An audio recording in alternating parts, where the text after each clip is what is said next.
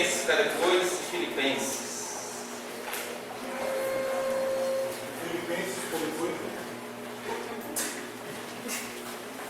Colossenses, Filipenses, Colossenses, Tessalonicenses.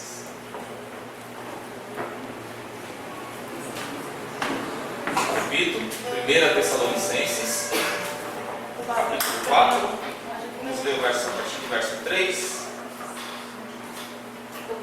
até o versículo 6. Tessalonicenses, 1, capítulo 4. Aguardarei.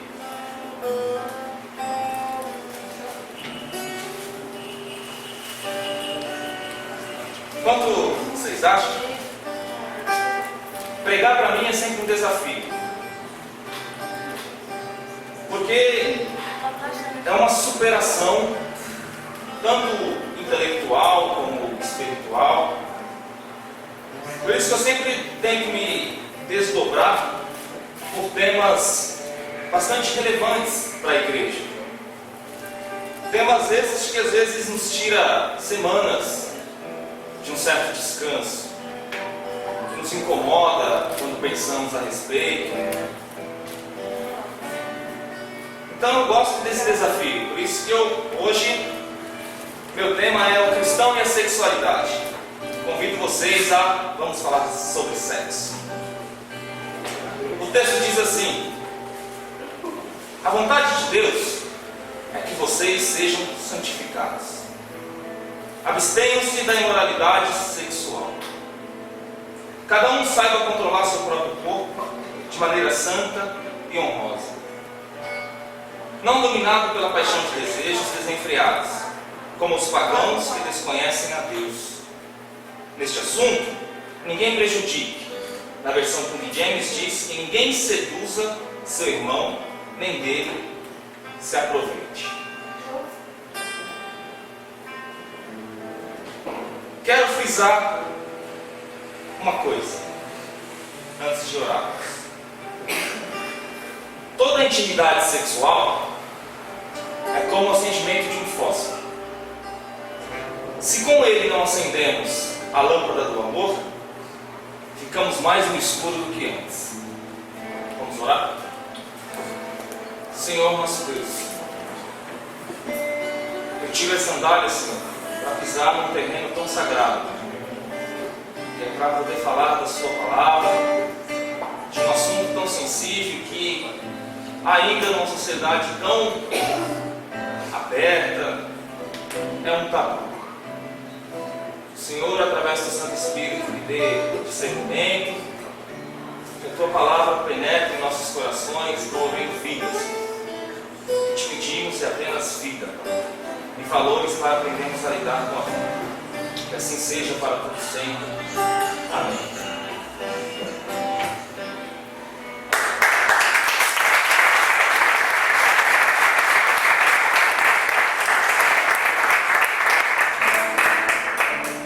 O interessante de falar sobre um tema como esse, o cristão e a sexualidade,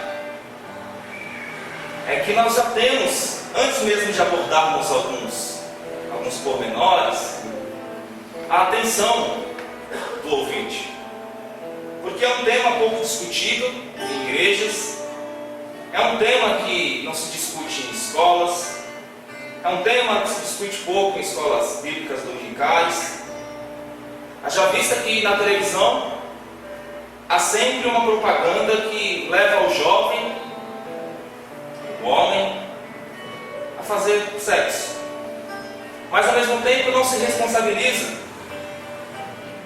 para diante deste ato, para o que vai acontecer depois. Então é um diálogo raso, que não chega a se aprofundar. Então quando o pregador disse que vai falar sobre sexualidade no púlpito de uma igreja, certamente as atenções são mais redobradas, né? E isso é bom, mas ao mesmo tempo causa um certo temor e um tremor devido à responsabilidade de tratarmos um assunto tão sensível, tão profundo. Mas enfim, sexo antes do casamento é pecado? Se nós, como igreja, fosse um desses programas que hoje tem dado voz aos cristãos, que tem procurado ouvir sobre os nossos preceitos, conceitos, valores, certamente todos nós aqui responderíamos que sim, que sexo antes do casamento é pecado sim. Até porque a igreja é a favor da vida. E tudo aquilo que é antagônico, ou seja, oposto à vida, a igreja assume uma postura de dizer não. Certa feita, essa pergunta foi feita para um padre. Padre, sexo antes do casamento é pecado? E o padre, sem pestanejar, sem nem pensar, respondeu: se não atrasarem a cerimônia, tudo bem. Outro padre, um pouco mais liberal, falou: bom, se o vestido da noiva continuar do mesmo jeito, também não há pecado algum. E diante dessa seriedade, que é tratar de um tema como esse, diante da pergunta que se insere, que brota, nada melhor do que respondê-la inicialmente com uma piada. Nada melhor do que tratar de um assunto desse de maneira risonha. Até mesmo porque essa pergunta, se sexo antes do casamento é pecado, nos remete a tantas outras, do tipo: o que é pecado? O que nós, como igreja, entendemos sobre o que é pecado? Ou o que faremos simplesmente com outras culturas que não têm um embasamento religioso como nós temos, que não têm essa consciência cristã, e nem mesmo o católico pelas proximidades? Como podemos definir pecado para a sociedade contemporânea? De qual forma abordaremos essa ideia de pecado para a nossa sociedade, visto que tudo é permitido? Então são perguntas como essas que para mim é um desafio pensar sobre o tema e compartilhar com vocês. E às vezes nós temos a impressão de que pregar é uma coisa muito simples, muito fácil. Mas essas perguntas mesmo que eu iniciei e que eu divido com vocês já mostram que não é fácil. Que nós, como igreja, que representamos o corpo de Cristo, somos, digamos que, responsáveis por alguns valores da nossa sociedade, e valores estes que vão ser meio que aferidos por essas perguntas. E o que dizemos? De antemão, quero dizer que pecado não é simplesmente uma lei que aflige normas divinas, mas é um ato bestial. De maneira mais simples, é um ato besta. É um ato estúpido, grosseiro e desumano. Pecado nesse sentido é tratar o outro de maneira inumana, sem levar em consideração que ele é um humano, composto de sentimento, de um corpo, uma alma, de princípios. Acredito que esse caminho é o caminho melhor para entendermos, compreendermos o que é pecado. E é justamente isso que a carta aos Tessalonicenses diz, quando lemos o verso 6, que diz: neste assunto, ninguém prejudique, ou abuse, ou seduza o seu irmão, e nem dele se aproveite. Portanto, nesse sentido, tratar o outro como coisa, isto é, reduzindo a um puro objeto sexual, é pecado. É totalmente pecado. Sem nem pestanejar. Sendo o sexo um instinto, uma necessidade biológica que se origina no organismo e permanece ligado ao corpo, podemos entender o sexo como a fome. Quando estamos com fome, a primeira coisa que queremos é saciar esta fome. Às vezes não conseguimos, diante da fome, nem simplesmente pensar, nem simplesmente olhar para o outro que talvez também esteja com fome. Mas nós queremos saciar essa fome, queremos saciar esse instinto. E o sexo, ele brota dessa tensão, ele brota desse desejo, desse desaparecimento de uma tensão. E o objetivo de alguns, frente a esse enlace, esse ato, é simplesmente cessar. Pois o sexo, em sua gênese, é totalmente egoísta. Ou seja, utiliza-se do objeto só para obter satisfação.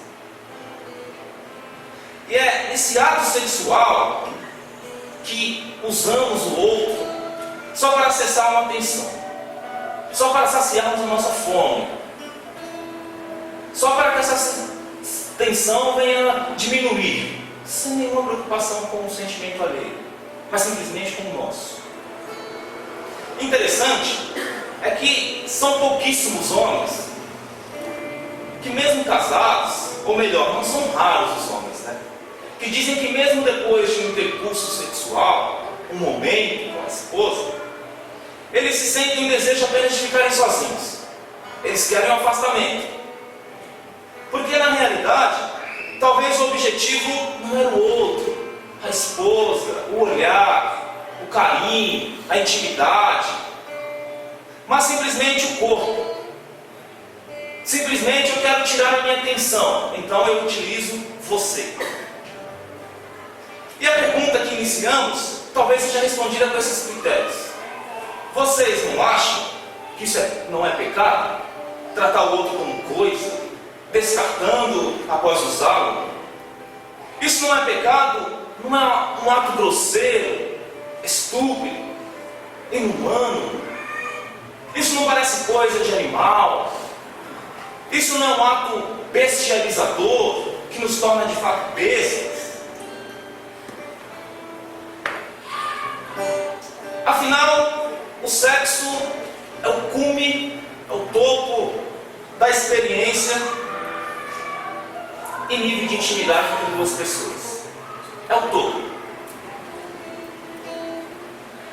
Haja vista que o apóstolo Paulo, em 1 Coríntios 6, versículo 15 adiante, ele diz assim: vocês não sabem que os seus corpos são membros de Cristo?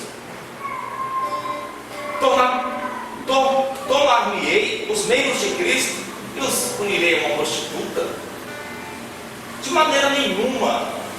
Vocês não sabem que aquele que se une a uma prostituta é um corpo com ela? Pois como está escrito, os dois serão uma só carne.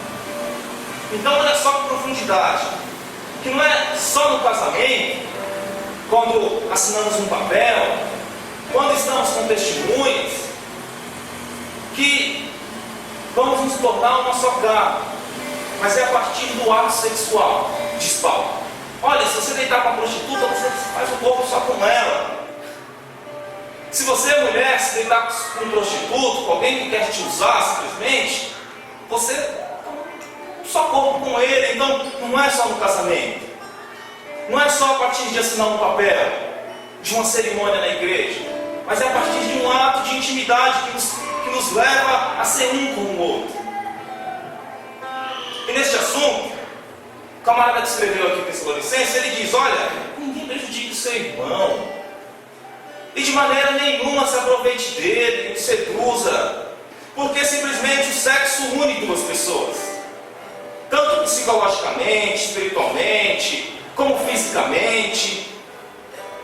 Mas uma coisa que fica pendente diante disso é que o mesmo ato sexual que une também pode nos encaminhar para a solidão. Não é raro, diz um pastor batista, que pessoas que fazem muito sexo se sintam só. Não é raro pessoas que se dão serem encaminhadas para um caminho da solidão. Então o mesmo sexo que une, que aponta uma intimidade, acaba também separando, quando não é feito, quando não é realizado com algumas responsabilidades, com alguns valores. E ele continua dizendo que a gente não sabe porque se as pessoas fazem sexo porque se sentem só, ou porque se sentem só por fazerem muito sexo. Nós não sabemos. Porque é tamanha vontade insaciável que faz com que elas fazem aquilo por talvez quererem sair da solidão, mas parece continuar mais ainda na mesma solidão. Por isso que eu saliento também em introdução que toda intimidade sexual é como o acendimento de um fósforo. Se com ele não acendemos a lâmpada do amor, ficamos mais no escuro do que antes. ficamos mais no escuro do que antes. Alguém já disse que só se mede o amor depois do prazer. Isso traz um valor para nós, como cristãos, que temos que, como diz o escritor de Provérbios, apregoar no nosso coração.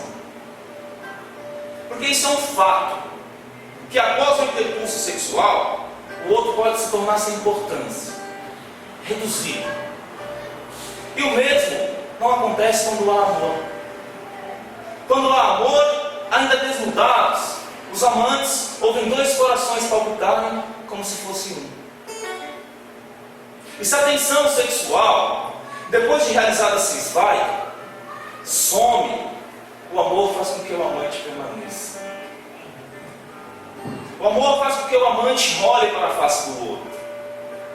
Faz com que ele exceda os limites do prazer.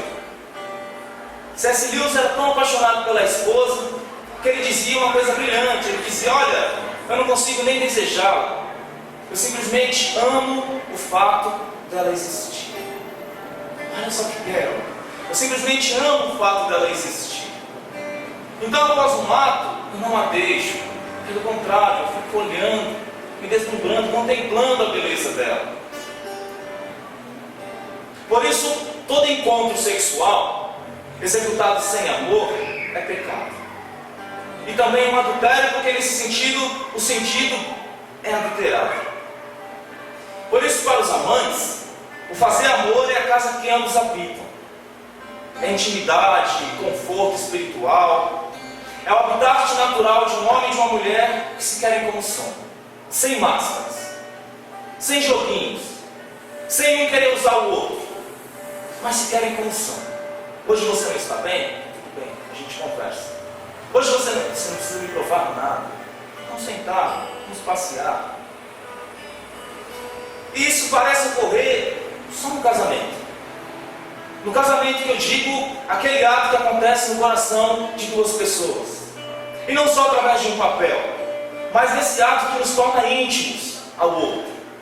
Que nos torna responsáveis ao outro.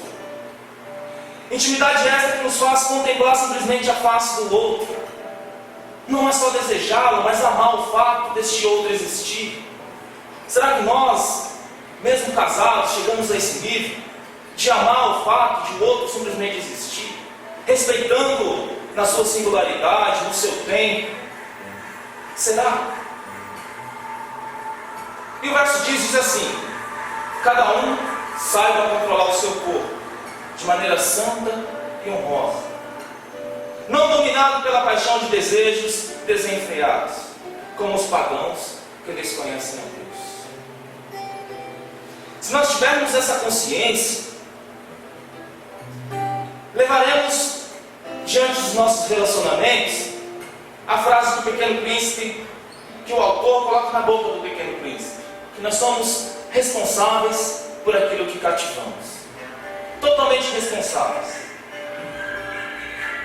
Quando conquistamos a amizade ou o amor de uma pessoa, ela se torna tão importante para nós e nós para ela, que nos tornamos responsáveis por aquilo que causamos, por aquilo que falamos, por aquilo que fazemos. E nesse sentido, como dizia Bob Marley, que não devemos despertar o amor de uma mulher sem a intenção de amá-la.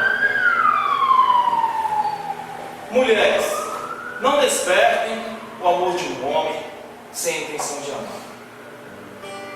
Portanto, que aprendemos a controlar nossos desejos desenfreados, para que assim não sejamos dominados por essa paixão, que por conseguinte tratamos o outro como coisa, como objeto, algo a ser usado, reduzindo. E mais uma coisa que devemos levar em consideração é que devemos tomar um cuidado imenso para não tornarmos o sexo um Deus que não saciará a nossa sede. Repito, que tomemos cuidado para não tornarmos o sexo um Deus que não saciará a nossa sede. Santo Agostinho dizia que fizeste-nos Senhor para ti, e o nosso coração, ainda inquieto, só encontrará descanso quando em ti repousar. As pessoas, quando se dão por um ato simplesmente sem foco, sem uma raiz, podem perceber que elas são pessoas inquietas. As camas delas são inquietas. Passam muito por essas camas. Mas as mesmas camas são talvez cheias de homens, cheias de mulheres, todo dia um parceiro diferente. Mas essa cama é vaga de amor.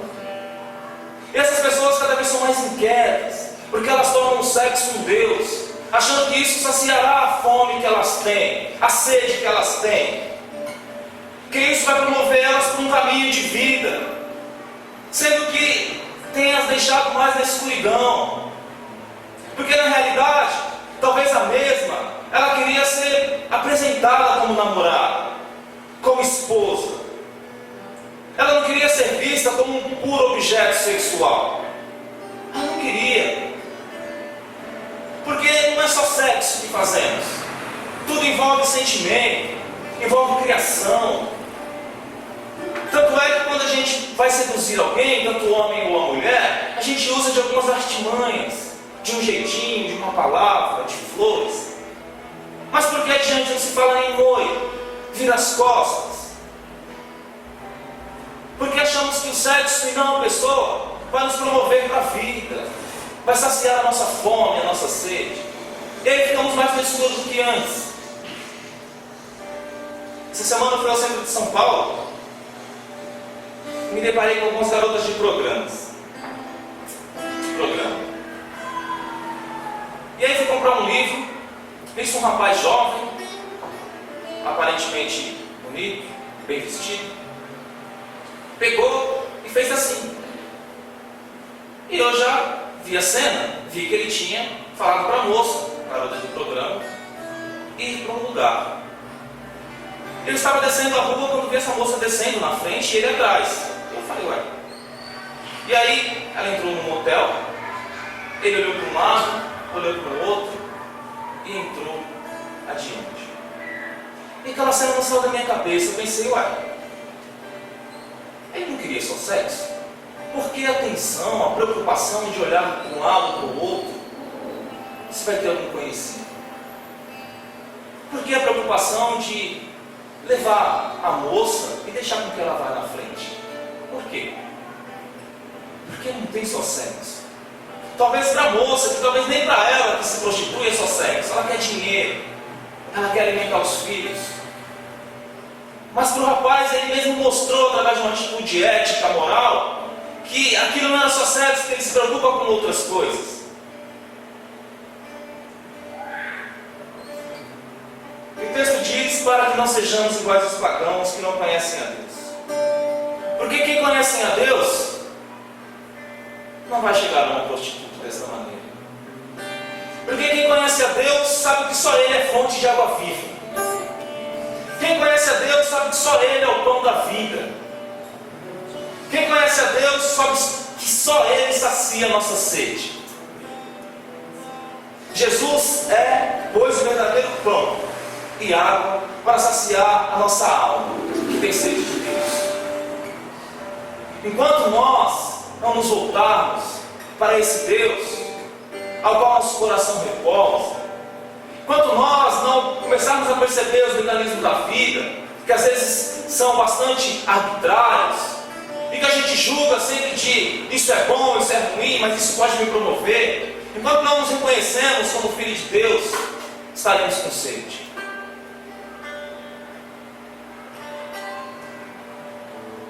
Interessante é que Salomão foi um homem que teve diversas mulheres.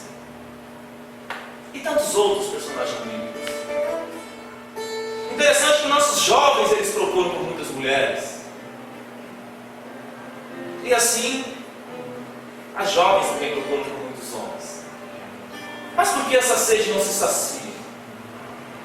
Porque talvez estamos com sede e estamos bebendo um copo de água com sal. Porque talvez tenhamos sede de um relacionamento mais profundo, de sermos levados a sério. Temos sede de ouvir que alguém nos ama. Temos sede de usar uma aliança para mostrar que o outro tem um compromisso conosco. Mas os nossos jovens continuam com sede. Porque eles têm ido buscar matar essa sede numa fonte que não tem essa água viva. Salomão buscou saciar essa sede numa fonte que não tinha água viva. A mulher que Jesus conversou no poço também buscava saciar essa sede. Jesus pergunta: mulher, busca o teu marido. Qual? Ela fala: eu já tive 5, Jesus. E Jesus ali foi ético. Porque ele poderia falar: ué, mas tu continua com sede, mulher? Depois de 5 maridos? E certamente ele ia responder para nós: pois é, eu acabei endeusando o sexo, achando que o sexo é promover vida para mim, Jesus. E hoje eu estou aqui no meu 5º casamento e continuo com sede. Mas Jesus foi muito ético e fala: não, eu vou te dar de uma água que vai matar a sua sede, mulher. Que vai te fazer se relacionar com outros valores, com outros princípios. Que vai te promover para uma vida eterna. Sexo é nexo de corpo e alma. Sem amor, é melhor não fazer amor. E o que é o amor? Diz o apóstolo Paulo: o amor é paciente, o amor é bondoso, não inveja, não se vangloria, nem é arrogante. O amor não se alegra com a injustiça, pois sua felicidade está na verdade. Tudo sofre, tudo crê, tudo espera, tudo suporta. Se as nossas relações foram baseadas numa relação de amor para com o outro, saberemos esperar, saberemos e aprendemos a suportar, vamos crer, vamos sofrer, mas no fim nos entregaremos por amor. Fiquem de pé nessa noite.